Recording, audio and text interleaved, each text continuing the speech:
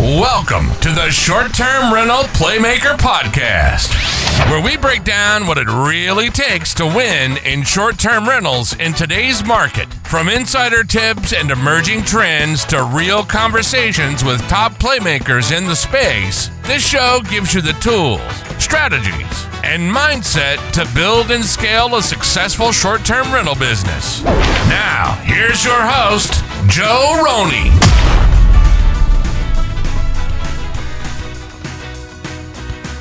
This episode of the Co-Host Coach is brought to you by Savvy STR Agents. If you're looking to buy a short-term rental, then contact the STR Savvy Agent team at savvy.realty. Hey guys, welcome to an episode of the Short-Term Rental Playmaker Podcast, where we are making plays. In this episode, we are going to be talking about how to invest and how to make your short-term rental business successful in 2026. We all know over the past 5 years, that the short-term rental playmaker or short-term rental industry has changed. It's changed a lot. And a lot of people, you may have been listening in and jumped into this space pre-COVID. Some people might have been jumping into the space right after COVID. Many people waited to jump in until 22, 23, or even beyond. And each one of those years, things have changed. And, I can recall going back in 2021, 2022, you could pretty much buy anywhere and buy anything, throw some average furniture in there, put it on Airbnb, and you're going to make some money. And, most of you, if you've bought short-term rentals in the past couple of years, know that prices have gone up, interest rates have gone up, although they're back down again, and competition has gone up, and you can't just do that anymore, right? So what does 2026 look like? How do you invest in short-term rentals going into 2026? And how do you make your properties successful in 2026? So we're going to kind of break down those, both sides of it a little bit. So the first thing we're going to talk about is how to invest and where to invest. And I think one of the biggest things that's changed, and you can listen to all the big gurus and the influencers in the space, and they'll tell you that 2 years ago, they'd say, you can't invest in PCB. You can't invest in the Smokies. You can't invest in certain markets. And that's not the case. You could invest back then. You just can't invest in average properties. You can invest in a traditional short-term rental market today. You just can't invest in an average property. And what do I mean by an average property? If you're in a mountain market, you can't buy a property without a view. Period. I mean, the location is so important for you to be in a mountain market to have a view. But then on top of that view, you got to throw everything in the kitchen sink at it, right? You got to have the hot tub. You got to have the barrel sauna. You got to have the really good design. And you got to have the right bedroom count and the right beds for that bedroom count, right? You can't just say, oh, this property looks really good. It's a 2-bedroom, 2-bath. AirDNA says the average 2-bed, 2-bath is going to do $60,000. And we're going to be great. And, that's just not the case in today's market. And we can shift to the beach, and it's the same thing. Every single market is 100% investable. And you can find that great property, no matter what market you're in, and take it to the next level and make it great. And some of those might be it already has the pool. Sometimes it might need to add the pool. Some of them might have a decent design, but the idea of buying a turnkey short-term rental is over. If you are going to buy a turnkey short-term rental, they're out there. You're going to pay top dollar. You're going to pay, the most amount for that property, where if you really want to be investable and you want it be successful in investing, the market itself doesn't matter.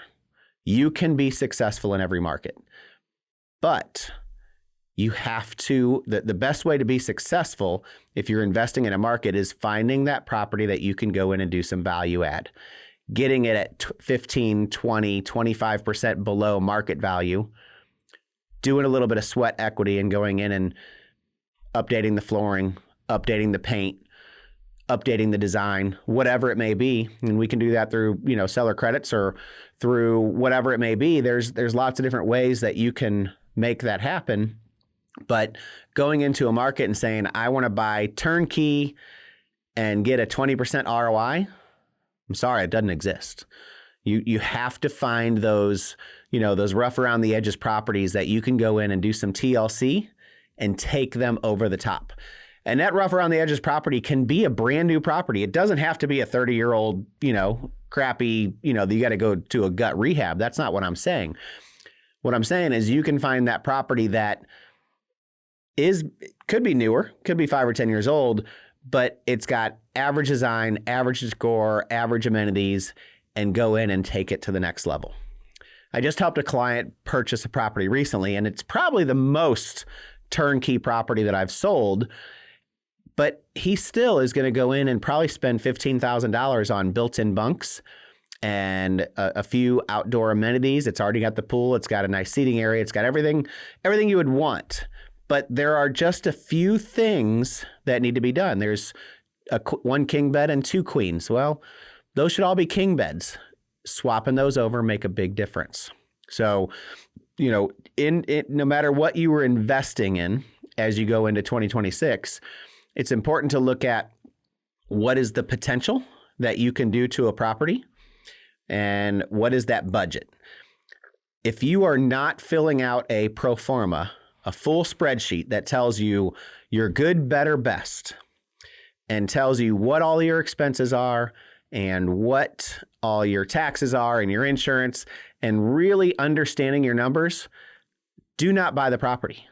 Don't buy a property on instinct. Don't buy a property because you like it.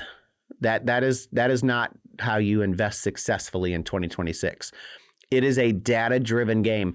And there's a misnomer out there that, some friends of mine, they want to say, just study the data. The data is going to tell you everything. And I'm not saying don't. The data is very important. But the second part of that data is having a partner in that market, whether it be an expert realtor, another short-term rental host, a top-tier co-host, whatever it may be, that understands that market, that you can get in there and get that boots on the ground data that you don't see on a spreadsheet.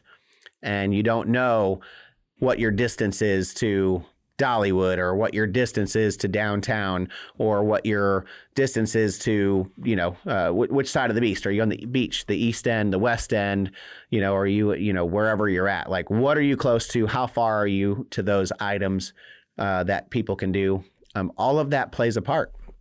And it's really hard because spreadsheets and data are great, but you definitely need to visit that market. Now, you may not visit the market till after you get a property under contract, and that's okay. I'd probably say over 50% of the houses that I sold in 2025, my clients didn't even go look at it till we got it under contract, but then they did go look at it during inspections.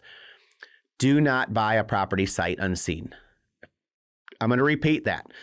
Do not buy a property sight unseen. Now, that doesn't mean don't put it under contract. If there's a great deal, get it under contract, use your 10-day, use your 15-day due diligence period, and back out of that deal if it ain't the right one. Go see it in person. Spend the $1,000 on the round trip flight, whatever it may be. You are investing tens of thousands, if not hundreds of thousands of dollars in this property. Don't let it bite you. Don't not go look at it. And it's really important. I sold a property to a client. It's the only property that I've sold to a client that they didn't go visit the property during inspections.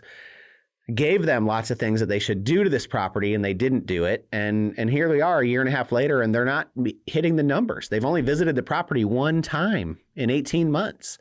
And they're not hitting the numbers. They're talking about selling it today. They don't need to sell it. They just need to do some minor tweaks and updates to take it to the level that it needs to be profitable. It doesn't take a lot. Seriously, like, you don't need to go out and spend hundreds of thousands of dollars on a redesign. Now, don't get me wrong. There's some properties out there. If you're buying some of these $1.2 to $2 million properties, it might be in the hundreds of thousands of dollars. Most properties you can go in and update for $40,000, $50,000 if you're willing to do the work. If you're willing to get your hands dirty and go out there and get some of that sweat equity. At the end of the day, you are an investor. You're an investor that's buying properties that are going to make you money. And you need to be able to make decisions that are going to be the most beneficial for you and your goals. And if it doesn't meet your goals, get out of it. Now, we're going to kind of shift gears real quick and talk about how to be successful in the short-term rental space in your co-hosting business or in your property management business, because some of you out there are just investors and you're just doing that. Some of you are property managers and you're going that route. Some of you do both, like me, and we kind of do it all.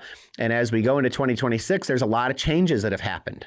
And one of those biggest changes is the Airbnb fees going from 3% to 15.5% if you are a host that uses a property management system. That's a huge impact. I just had one of my co-host clients text me right before I got to the studio, and he's like, I'm looking at this great booking in March, but it says I have a $459 fee, hosting fee. I'm like, yeah, that's Airbnb's new 15% fee. And, even though we talked about it when it happened back in the end of October, he is just now starting to see those big bookings. Guess what? Your clients, if you're managing for them, they're going to start to see that and they're going to be like, ooh, that's a great $10,000 booking, but why am I only getting $8,500? Because of this new Airbnb fee. And it's important to obviously make sure you have that conversation. Even though I've had conversations with every owner about how this works, I'm still decided after today that we're going to put together an email and explain the new Airbnb fees and how it works and what we did in writing, so they have that. They have to understand that we increased our rates. We increased things to offset it. So even though it looks like a big expense, we're getting a rate higher than what we had planned on. So it's going to be okay. And some of us, it's just going to take 6 months to a year to kind of really feel this out and see how it goes. So that's really, really important. Another part of being successful in the property management space going into 2026 is how are you going to market to your guests? And how are you going to get their information for rebooking? Because guess what? Airbnb is not giving you their phone number, their real phone number and their real email address anymore. They're giving you a fake one to use during that. And then as soon as they check out, that goes bye-bye. So things like Touch Stay and Market My STR, being able to use a barcode to get your email, collecting those email addresses, using your property management system in getting their name, phone number, and email in a rental agreement. These are all crucial. You've got to have these systems in place going into, otherwise you're going to have no one to market to. All these things that you're collecting through the PMS or through Airbnb are not good. They're not actual email addresses. VRBO obviously hasn't made any changes. We're still splitting the fees. Everything's really good with VRBO. I don't know about you, but I saw my VRBO bookings go up this past year. That's probably one of the reasons why Airbnb made the change to no host or to no guest fees, because they were starting to lose some market share. So what are you going to do to capture that market share back? We've got to be able to get that information from guests. So, we talked about, going in and making sure that we have all that information to do that. You're going to have to talk to your owners about the additional 15% fees. But aside from all that, the most important thing is still the guest experience. We are in the hospitality business. You are in the hospitality business. And at the end of the day, every single person that books one of your properties is spending their hard-earned money for that vacation. And for many of them, it might be the only vacation they get for the entire year. And I think it's hard for us as hosts to remember that, because we are in this business day in and day out, and it's constant, and we get, sometimes we get bad guests or they're very demanding guests and we get frustrated. But we have to remember, as we're going in and doing this, we are creating memories, we are creating experiences, we are creating vacations for these people that are staying in our properties. And that's by far the most important thing that we do. And it doesn't matter whether you're hosting your own property or you're a property manager. All of that is for real. That's what we're here to do. So what are you doing in your properties this year that is better than you did a year ago to provide better services? Have you updated your digital guidebooks? Something my wife and I were working on today. Have you gone through and updated some of the local amenities? Have you partnered with a company that you can offer different things outside of Airbnb? Airbnb obviously offers services outside of Airbnb. Are you embracing that? What are you doing in the AI technology to help you in this business. There are lots of different things that we can be focused on, but we need to make sure that everything that we're focused on is doing one of two things: helping you or your owners make more money, and helping your guests have a better experience. So if you really stick to those two principles as you're going into 2026, you're going to see a much higher level of success. I promise you. So, there's a lot of different ways that we can be successful in 2026. There's tons of opportunity. Interest rates are down. Properties are up. There's a lot on the market.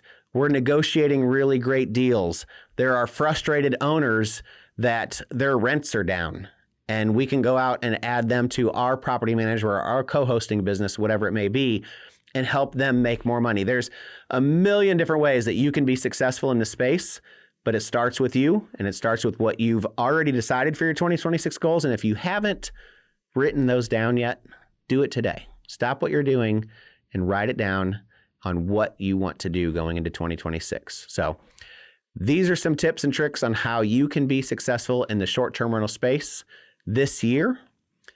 And I'd love for you to DM me or send me a private message and tell me what are some things that you're doing that we didn't talk about today, so we can share that to the community and help each other learn and grow. That's one of the greatest things about this business, is how many STR hosts are out there willing to help each other. So make sure you're doing your part, help anyone that you can, and cheers, and hope you guys have a very successful 2026.